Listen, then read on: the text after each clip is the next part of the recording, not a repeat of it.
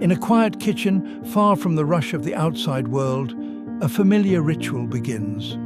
Simple ingredients: flour, sugar, butter, fruit, spice.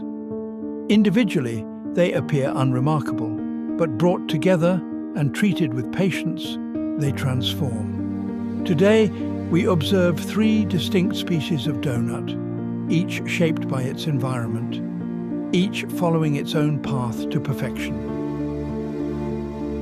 The first is a traditionalist, reliable, balanced, time-tested, the cake donut. Butter and sugar are creamed together. Not rushed, not forced, but slowly aerated. Air trapped here will later define the donut's tender crumb. Eggs follow, then vanilla. Each addition bringing cohesion, structure, restraint. In a separate bowl, the dry ingredients wait.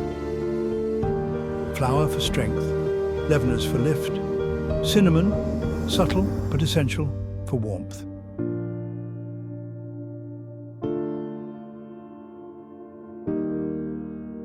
Milk and sour cream soften the mixture. They add moisture and just enough acidity to keep the crumb delicate rather than dense.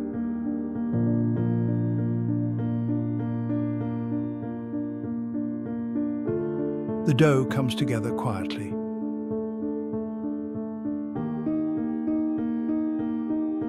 Soft but cooperative.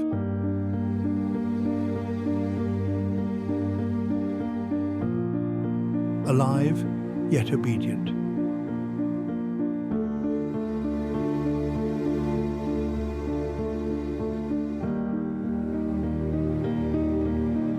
It is rolled, cut, and reshaped, nothing wasted here.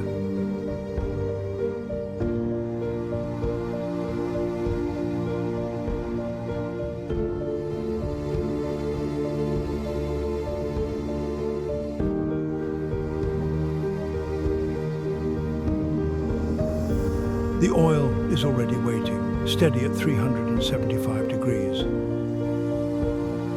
They enter the oil gently. Bubbles form instantly as moisture escapes. Lifted carefully, they drain, not on paper alone, but on a rack, allowing excess oil to fall away. This is the moment for cinnamon sugar. The coating clings effortlessly, guided by residual heat, a perfect balance of texture and restraint. A classic complete.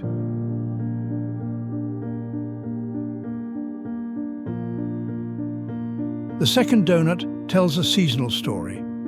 Apple cider, fresh and fragrant, is placed over heat, slowly reduced. The dough that follows is unconventional, everything combined at once. No ceremony, no gradual introduction.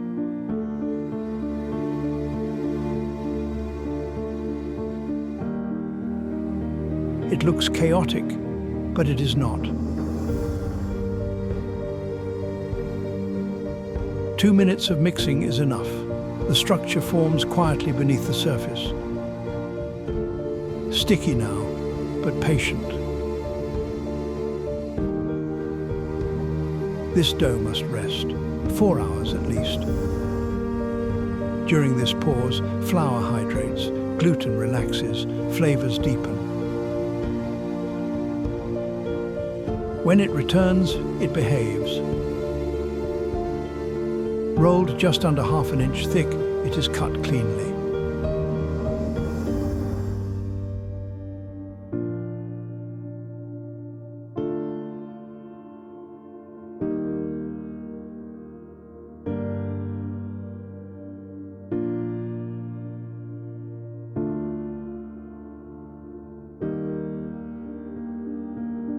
The oil here is gentler, 350 degrees.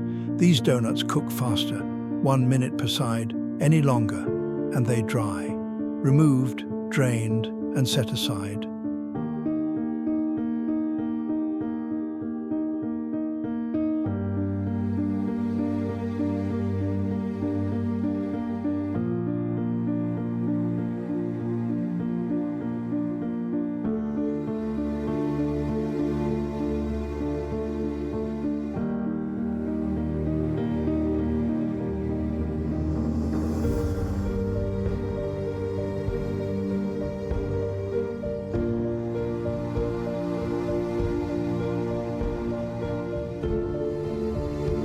Now the glaze. Powdered sugar, reduced cider, a touch of milk, nothing more. Dipped while warm, the glaze becomes translucent, almost absorbed. Wait longer and it turns opaque. Both are correct, only preference decides. The result is unmistakable.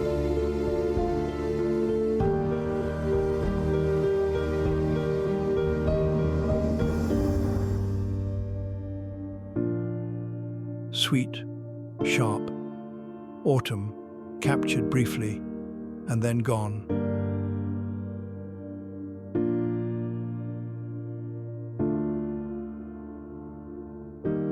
The final donut avoids the fryer entirely.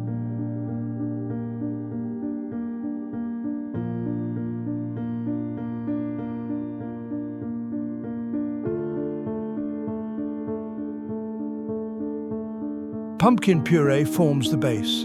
Dense, earthy, naturally sweet. It is joined by egg, milk, and oil.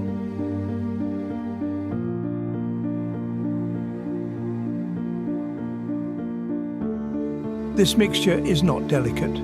It is intentional. Flour provides structure. Brown sugar follows, deepening flavor rather than merely sweetening.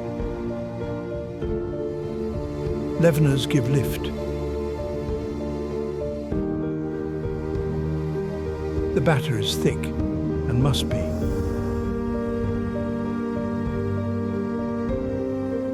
This is not poured, it is placed. Piped carefully into a donut pan, each ring is guided into shape.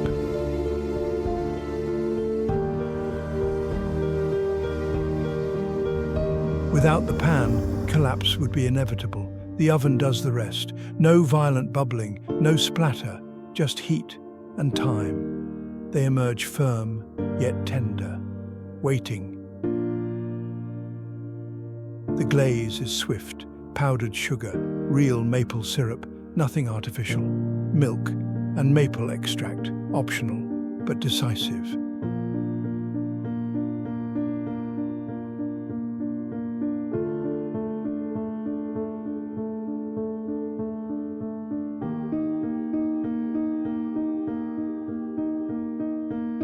Dipped once, allowed to drip.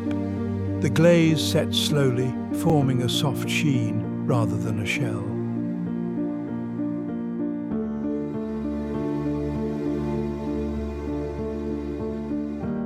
A donut meant for quiet mornings, not indulgence, comfort.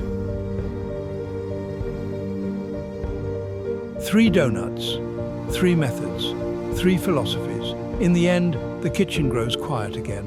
Only crumbs remain.